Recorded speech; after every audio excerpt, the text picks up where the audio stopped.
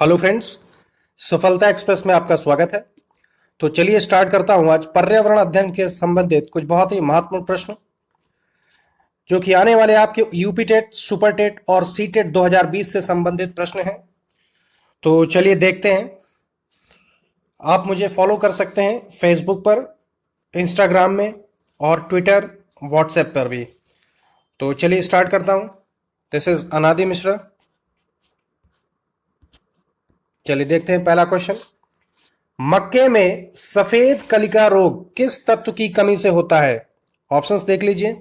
जस्ता, तांबा, टंगस्टन, इनमें से कोई नहीं। तो इसका सही उत्तर बताइए। देखिए एक बार फिर से प्रश्न पढ़ लीजिए। मक्के में सफेद कलिका रोग किस तत्व की कमी से होता है? ऑप्शंस आपको यहां पर 4 दिए हुए हैं, इनमें से बताना है कि इसका सही उत्तर क्या है। देखिए, जो मक्के में सफेद कलिका रोग होता है वह आपका होता है जिंक की कमी से, यानी जस्ता की कमी से। ऑप्शन नंबर इसका ए जो है बिल्कुल सही उत्तर होगा। ठीक है मित्रों, तो चलिए बढ़ते हैं नेक्स्ट क्वेश्चन पर। क्वेश्चन नंबर 2 स्क्रीन पर देखते हैं। जिन्होंने अभी तक चैनल को सब्सक्राइब नहीं किया है तो प्लीज़ चैनल सब्सक्राइब कर लें। अगर ये वीडियो आपको पसंद आती है तो आप इसको लाइक भी करें और अपने दोस्तों में शेयर भी करें। चलिए देखते हैं क्वेश्चन नंबर 2। पर्यावरण के अंतर्गत अध्ययन किया जाता है। तो आपको ये बताना है कि पर्यावरण के अंतर्गत क्या अध्ययन किया जाता है। ऑप्शंस देख लीजिए। भौतिक तत्वों का, जैविक तत्वों का, ए और बी दोनों का, इनमें से कोई नहीं। तो इसका सही उत्तर बताइए क्या होगा। देखिए फिर से समझ लीजिए प्रश्न को एक बार।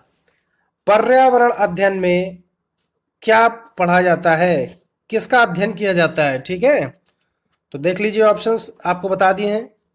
भौतिक और जैविक तत्वों, ए और बी दोनों। तो इसका सही उत्तर बताइए क्या होगा। देखिए आपको बता देता हूं कि पर्यावरण के अंतर्गत जो अध्ययन किया जाता है वह आपका किया जाता है ऑप्शन नंबर ए भौतिक तत्वों का और ऑप्शन नंबर बी जैविक तत्वों का। ठीक है, ये दोनों का ही अध्ययन पर्यावरण के अंतर्गत किया जाता है। तो इसका सही उत्तर क्या है देख लेते हैं। इसका सही उत्तर क्या होगा। इसका बिल्कुल सही उत्तर है आपका ऑप्शन नंबर सी, ए और बी दोनों का। ठीक है, तो चलिए बढ़ते हैं नेक्स्ट क्वेश्चन पर। क्वेश्चन नंबर 3 स्क्रीन पर देखते हैं। जैव विविधता दिवस मनाया जाता है। देखिए, जैव विविधता यानी बायोडाइवर्सिटी जो डे होता है वह आपका कब मनाया जाता है। ठीक है, यह आपको बताना है कि बायोडाइवर्सिटी जो डे है वो कब मनाया जाता है। तो इसके ऑप्शंस देख लेते हैं। 22 मई, 22 मार्च, 22 अप्रैल, 22 जून। तो इसका सही उत्तर बताइए। देखिए, जो जैव विविधता दिवस होता है वह आपका मनाया जाता है 22 मई को। ठीक है, तो ऑप्शन नंबर जो ए है इसका सही उत्तर होगा।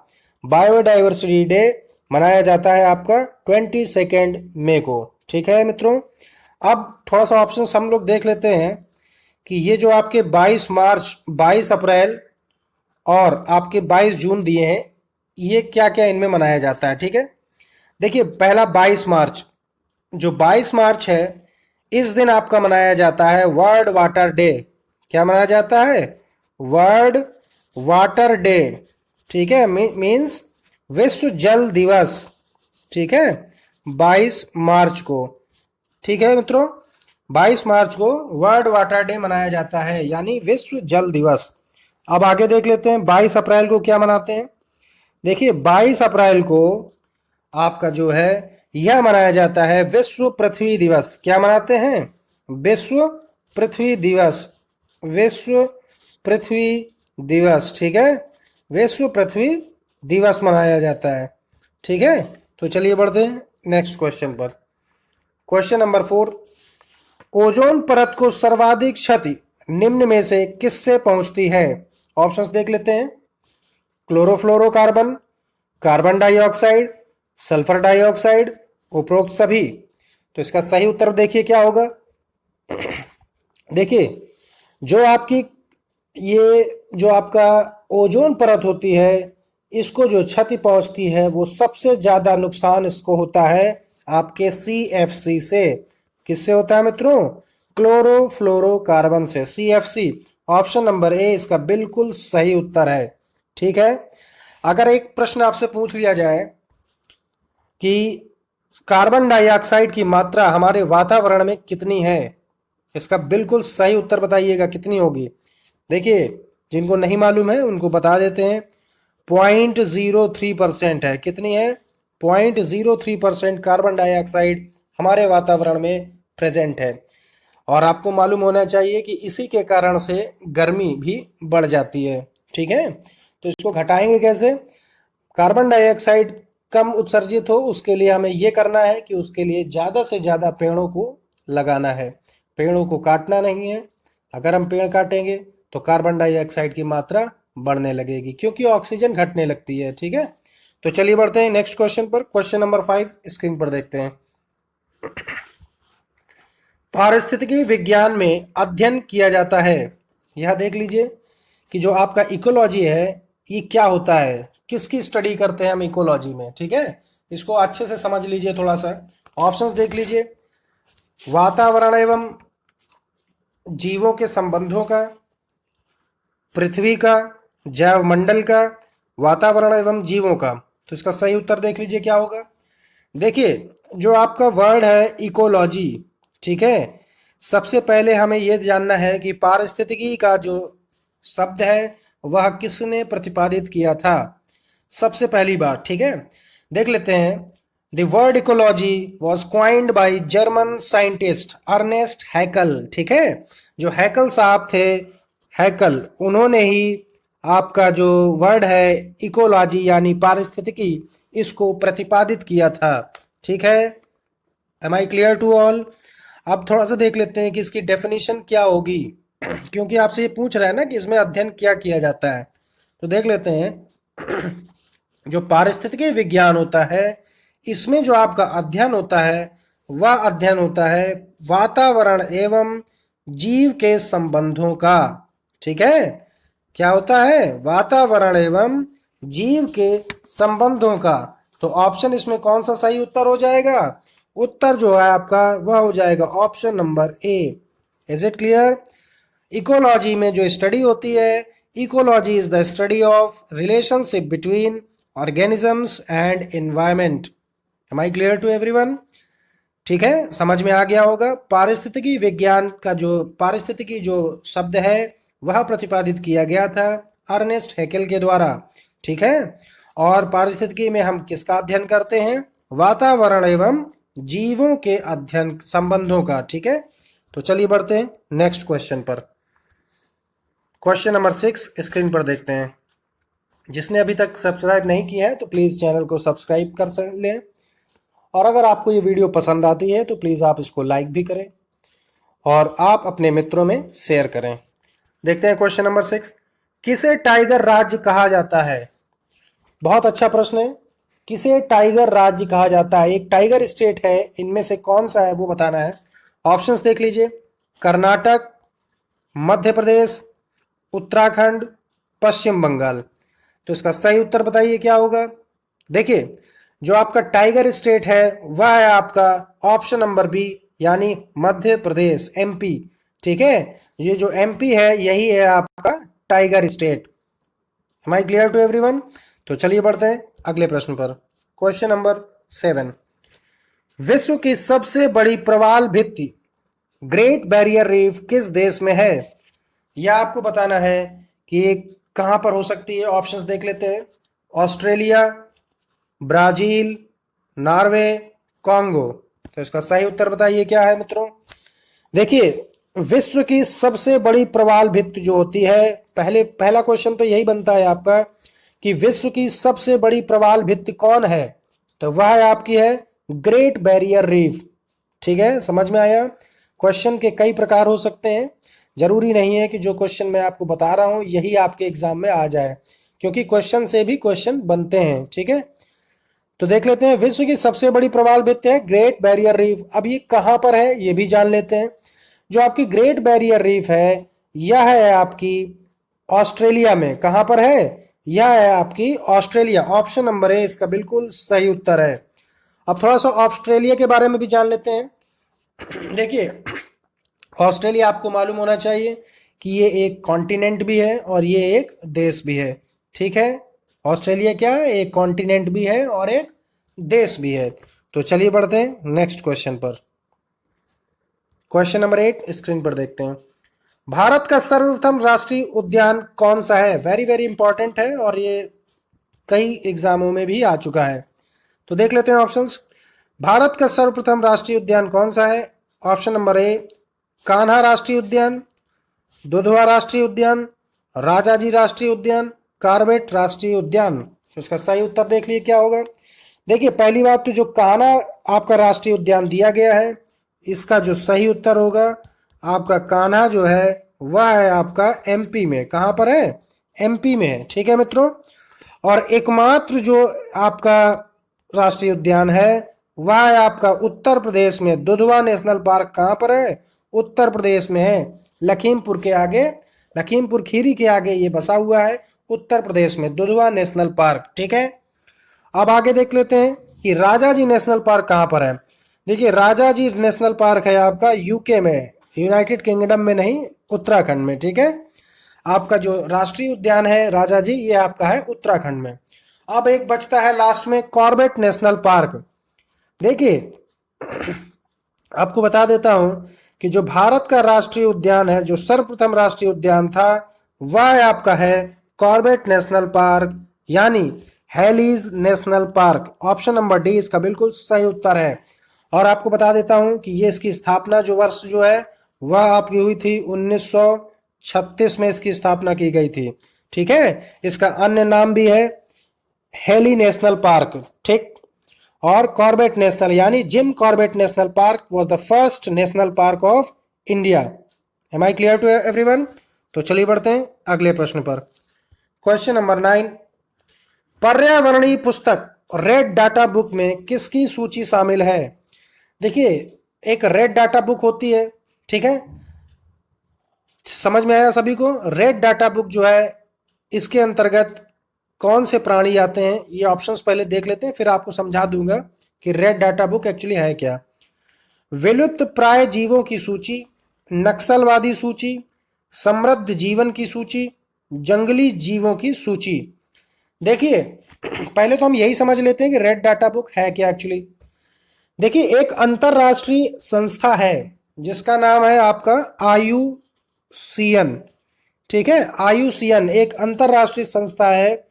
ठीक है, और ये आपकी जो है रेड डाटा बुक में विलुप्त होने वाली जीव जंतुओं की प्रजातियों का विवरण दिया जाता है। समझ गए आप लोग? जो आपकी रेड डाटा बुक है इसमें क्या होता है, ऑप्शन नंबर वो जो 1 दिया है कि विलुप्त प्राय जीवों की सूची इसमें पाई जाती है। ठीक है, जो विलुप्त होने वाले जो आपके जीव होते हैं, जो आपके विलुप्त होने वाले जो जंगली जानवर हो गए या जीव हो गए, इनको इसके अंतर्गत दर्शाया जाता है। तो समझ में आ गया मित्रों? तो इसका जो ऑप्शन नंबर जो है आपका क्या होगा सही उत्तर? ऑप्शन नंबर इसका बिल्कुल आपका होगा ए ऑप्शन, इसका बिल्कुल सही उत्तर होगा। ठीक है, option number A is the right answer. थोड़ा सा बता देता हूं मैं आईयूसीएन के बारे में। ठीक है, इसका देखिए फुल फॉर्म क्या है, थोड़ा सा वो समझ लेते हैं। International union for conservation of nature. ठीक है, international union for conservation of nature. ठीक है, अब देखिए red data book published by IUCN, जो रेड डाटा बुक है वह आपकी जो पब्लिश होती है वह किसके द्वारा होती है, ये भी प्रश्न आता है आपसे। वह होती है आपकी आईयूसीएन के द्वारा। Am I clear to everyone? ठीक है, और इसकी स्थापना कब हुई थी ये भी आप जान लीजिए। इसकी स्थापना हुई थी 1948 में। कहाँ हुई थी ये भी बता देता हूँ। 1948 में यह स्थापित हुआ था। कौन? आईयूसीएन। और इसका हेडक्वार्टर जो है वह है आपका है ग्लांड वीडी स्विट्जरलैंड में। कहाँ पर है? Gland Vaud Switzerland. ठीक है बच्चों, तो चलिए बढ़ते हैं अगले प्रश्न पर। क्वेश्चन नंबर 10 स्क्रीन पर देखते हैं। ग्रीन हाउस गैसों के उत्सर्जन में विश्व में कौन सा देश प्रथम है? देखिए, ग्रीन हाउस गैसेस जो हैं उनके उत्सर्जन में विश्व में पहला देश कौन सा है? ऑप्शंस देख लेते हैं। चीन, अमेरिका, कनाडा, जापान। तो इसका सही उत्तर बताइए क्या होगा दोस्तों। देख लेते हैं, जो आपका ग्रीन हाउस गैसों के उत्सर्जन में विश्व में कौन सा देश प्रथम है, इसका आप थोड़ा सा सोचिए जरा एक बार, फिर उसके बाद मैं आपको बता देता हूँ इसका सही उत्तर क्या है। थोड़ा सा आप भी थोड़ा दिमाग लगाइए, ऑप्शंस अच्छे से समझिए, फिर इसका देखिए क्या उत्तर इसका सही हो सकता है, मैं आपको बताता हूँ। देखिए, जिन्हें नहीं मालूम चल रहा है मैं आपको बता देता हूँ। ग्रीन हाउस गैसों के जो उत्सर्जन में विश्व में कौन सा देश प्रथम है, वह आपका प्रथम है चाइना। ठीक है, चीन है। ठीक है बच्चों, ये जो चीन है यही आपका है पहले नंबर पर जो ग्रीन हाउस गैसों का उत्सर्जन करता है। अब सबसे बड़ा प्रश्न, एक इंपॉर्टेंट प्रश्न बनता है, ये जो ग्रीन हाउस गैसेस हैं ये एक्चुअली हैं कौन सी? ठीक है, ग्रीन हाउस जो गैसेस हैं ये हैं कौन सी, तो आप इनको भी नोट करते जाइए। जो आपकी ग्रीन हाउस गैस होती है वह आपकी है CO2, कार्बन डाइऑक्साइड, CH4 यानी मीथेन, ठीक है, नाइट्रस ऑक्साइड, ठीक है, फिर होती है आपकी CFC, ठीक, और कौन सी होती है आपकी, होती है O3 यानी ओजोन, और आपका होता है वाटर वेपर। ठीक है, वाटर वेपर भी होता है आपका। ठीक है, और इसी से हम एक चीज़ और बता देते हैं आपको, जो वाटर वेपर की जो प्रेजेंट होती है, जो उपस्थिति होती है, वह सबसे ज़्यादा होती है ग्रीन हाउस गैसों में, करीब करीब होती है 36 से 72%। ठीक है, तो चलिए बढ़ते हैं अगले क्वेश्चन पर। क्वेश्चन नंबर 11 स्क्रीन पर देखते हैं। देखिए, ओजोन परत के क्षरण का सर्वप्रथम पता लगाने का श्रेय किसे जाता है?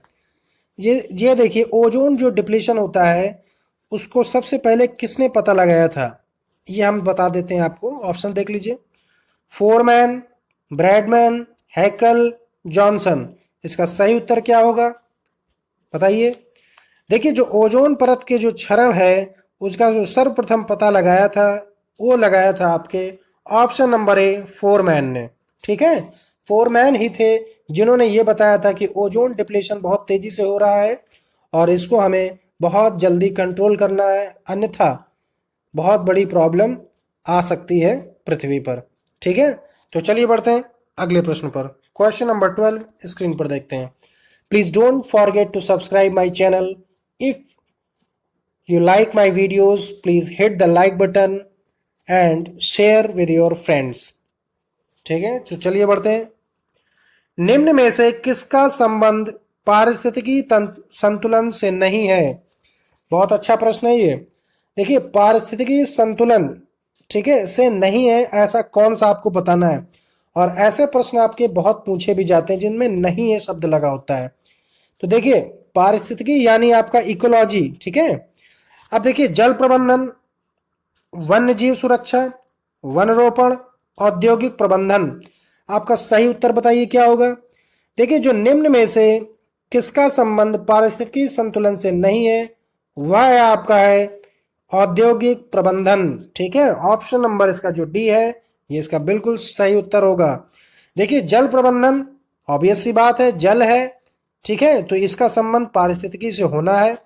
वन्य जीव का बिल्कुल होगा और वन रोपण इनका भी होगा, क्योंकि मैंने आपको क्या बताया था कि पारिस्थितिकी में अध्ययन किसका करते हैं। पारिस्थितिकी में हम अध्ययन करते हैं भौतिक तत्वों का और जैविक तत्वों का। तो देखिए, औद्योगिक जो है आपका ये आपका जैविक तत्व और भौतिक तत्वों के अंतर्गत नहीं आता है। इसलिए जो पारिस्थितिकी संतुलन से हम जो संबंध है वह है आपका जल प्रबंधन से, वन्य जीव सुरक्षा से, वन रोपण से। किसका नहीं है संबंध, वह है आपका ऑप्शन नंबर डी, औद्योगिक प्रबंधन से। तो चलिए बढ़ते हैं नेक्स्ट क्वेश्चन पर। क्वेश्चन नंबर 13, भूमंडलीय ताप यानी ग्लोबल वार्मिंग किसकी बढ़ती हुई सांद्रता का परिणाम है? ठीक है, कहने का मतलब है कि जो ग्लोबल वार्मिंग है ये कैसे बढ़ जाता है। ठीक है, भूमंडलीय ताप किसकी बढ़ती हुई सांद्रता यानी कंसंट्रेशन का परिणाम है। ऑप्शंस देख लेते हैं, ozone, sulphur dioxide, nitrous oxide, carbon dioxide. इसका सही उत्तर बताइए क्या होगा मित्रों। देखिए थोड़ा सा मैं आपको समझा देता हूं कि ग्लोबल वार्मिंग आज विश्व के समक्ष एक गंभीर चुनौती है। ठीक है, ये जो आपकी ग्लोबल वार्मिंग है ये बहुत बड़ी चुनौती है पूरे देशों के लिए। इसका मूल कारण क्या है? जीवाश्मीय ईंधन के प्रयोग से उत्पन्न होने वाली ग्रीन हाउस गैसें हैं, जिसमें सर्वाधिक योगदान क्रमशः कार्बन डाइऑक्साइड एवं मीथेन गैस का है। ठीक है, किसका है? कार्बन डाइऑक्साइड एवं मीथेन गैसों का है। इनका सबसे बड़ा उत्सर्जक जो देश है वह आपका है चीन। तो इसका उत्तर क्या हो गया? भूमंडलीय ताप किसकी बढ़ती हुई सांद्रता का परिणाम है? तो वह है आपका option number D is the correct answer.